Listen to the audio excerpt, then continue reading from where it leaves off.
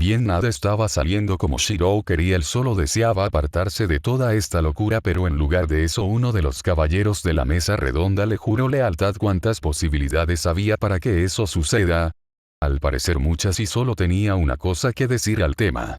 Maldita suerte, Rango Emilia. Si las cosas ya estaban mal, para él mucho más lo era que el pueblo pedía a gritos la coronación del nuevo rey, pero esta era atrasada por nobles y religiosos por igual, que después del acto de Shirou, ya no estaban tan seguros de quererlo en el trono. Esto, en vez de ser bueno, era aún más problemático, porque podría generar una revuelta, lo que causaría más y más problemas. La única manera de resolver esto sería eliminar todo de raíz de una buena vez, pero eso era casi imposible considerando peleaba con la iglesia y los corruptos llamados nobles, aunque tal vez sí había una manera, pero debería ser luego, no ahora, no aún. Pero finalmente la voz del pueblo fue escuchada días después en una coronación en la que Shirou fue nombrado rey ante los ojos de aquellos que esperaban hace tanto esto. Incluso mientras la corona era dejada en su cabeza, él podía escuchar los susurros de nobles y miembros de la iglesia. Pero ¿por qué Shirou aceptó convertirse en rey?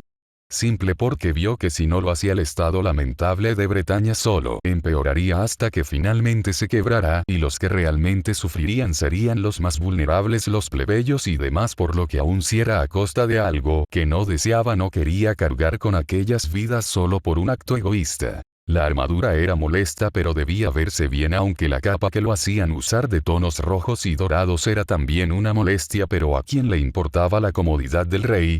La ceremonia se llevó a cabo tranquilamente, no había nada de qué preocuparse, bueno, no por ahora. Fue días después de la coronación del nuevo rey que se comenzó a llevar el plan de Shirou. Citó a los diferentes nobles para hablar con ellos, y igual con algunos miembros de la iglesia, y ante todo sus primeras palabras fueron: traidores, existen traidores que han intentado ir en contra del reino, intentando matarme el día de la coronación minutos antes. Esta era una absoluta mentira, pero él no era Arturia y demás para aferrarse desesperadamente al honor de caballeros. Él sabía lo que debía hacer y lo haría. Calibur, la espada que elegía al rey, se agrietó en esos momentos, prueba de lo que estaba haciendo Shirou, que no era algo digno, pero tan rápido como pasó la espada fue reparada. No existe algo así como un cuento de hadas, esta es la vida real, y en ocasiones hay que tomar decisiones así para ganar. No seas una espada hipócrita, no eres nada más que un objeto para juzgar las vidas de los humanos, somos nosotros quienes las viven y sufren. Era el único pensamiento que había en la mente del rey, pero ¿cómo fue posible repararla? Simple, al momento que el cambio de la historia se hiciera presente, Calibur pasó a ser de Shirou, y al ser su arma fue dejada en su mármol de realidad, y allí podría ser reparada del daño. Después de todo, no importaba si señalaba al rey un arma, era solo eso, un arma, y lo que realmente importaba era quién y cómo la usaba. Por eso incluso esta espada, siguiendo esa lógica, solo era eso, una espada para ser portada por su dueño. Pero ¿quién se atrevería a usted que es aquel mandado para reinar el rey profetizado? Eso mismo pensé yo, así que ¿por qué no le preguntamos al atacante? Luego de decir esto, Bedivere entró, llevando consigo a un sucio hombre que estaba encadenado en secreto de todos, incluso de su propio caballero Shirou. Había hecho un plan simple pero efectivo, que aunque deshonroso serviría, él podía cargar con esas culpas después de la coronación, mientras todos creían que estaba festejando ser rey y demás, usando de excusa que quería ver el estado de su reino. Fue escoltado a las zonas más necesitadas, donde en una taberna de mala muerte encontró a este hombre. No había que ser un genio para ver que por las simples y en ocasiones lamentables condiciones de vida que había le quedaba poco tiempo de vida. Ordenó a su escolta repartieran algunos suministros como ayuda para estas personas mientras hablaba con el hombre. La muerte sería mejor que alargar este sufrimiento. ¿Me puedo dar una pequeña idea de esto? Dime, las autoridades nunca se hicieron cargo. A esos malditos solo les importa llenarse la boca a ellos mismos. Debe ser duro pasar tus últimos días así. Para alguien que disfruta de las comodidades de la realeza, este debe ser el infierno. ¿Te gustaría vengarte de la nobleza que nunca ayudaron aun cuando era su deber, aun si lo pierdas todo? ¿Qué más tengo que perder? Pronto ni mi vida me quedará. En ese caso, llévate a tantos como puedas de esos miserables contigo. Después de eso nada más fue dicho. Después de todo no era un lugar muy seguro, pero cartas enviadas en secreto por un conocido de ese hombre y sirvientes fueron enviadas hasta arreglar el plan, el cual ahora mismo se estaba llevando a cabo. Este hombre me atacó cuando estaba a solas y luego de vencerlo me reveló que fue contratado debido al estado tan lamentable en el que vive, por algunos aquí reunidos que odiaban la idea de que un extranjero tomara el mando y fuera rey. Blasfemia tal acto contra aquel que fue mandado para protegernos, imperdonable. Un cura habló provocando una sonrisa en el rostro de Milla.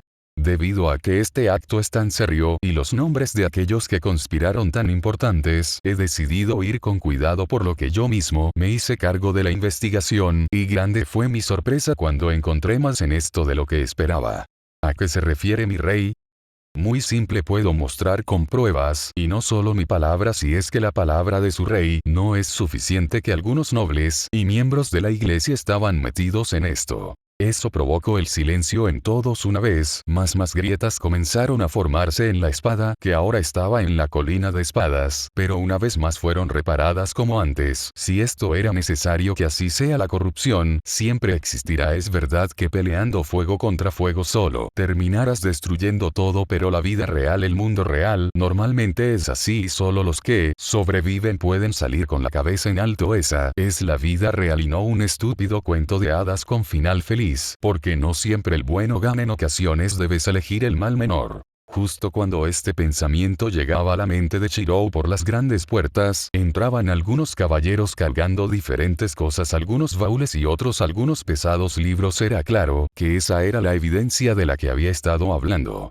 Me he tomado la molestia de revisar hasta el último pergamino, reporte y demás que el palacio puede darme, además de entrevistar a los diferentes habitantes del pueblo. Se sorprenderían lo que ellos tienen que decir de sus líderes. Además, claro, estos libros son documentos reales que se guardan de otras épocas. Veamos si todo concuerda. Rara vez se veía a un gobernante tan dispuesto a hacer una limpia de su corte, pero olvidando eso, rara vez, o más bien cuando se ha visto a un gobernante escuchar al pueblo realmente.